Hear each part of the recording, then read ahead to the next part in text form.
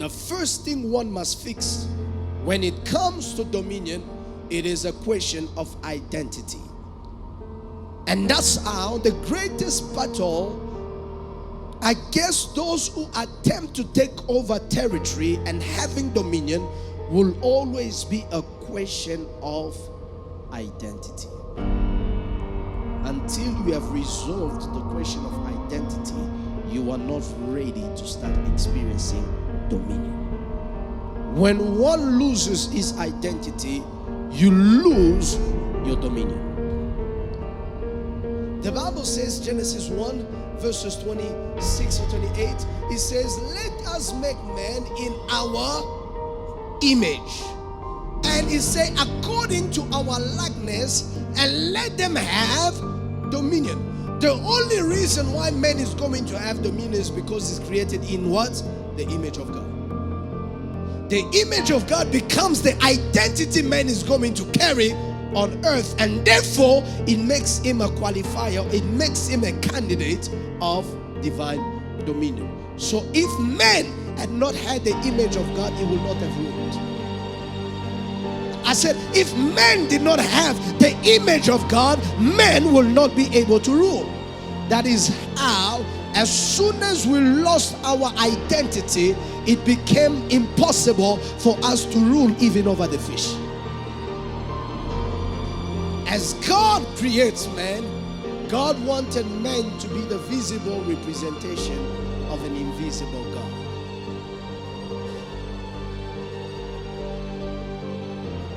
Because God said, let us make him in our image and in our likeness. And the enemy, knowing this, he knew that the only way to attack and discredit the dominion of Adam on the earth, it is to get him to lose what? His identity. Do you know that everything that Satan was telling Adam, he was already? Most of the things that the devil is proposing to give you, you already have it. I will say it again. I said anything that the devil can propose to you, whether glory, money, success, what fame, you have already got it in you. But our ignorance of our identity will get us to settle for the soup. And when it is time for the blessing to come, it can't come on somebody we are not.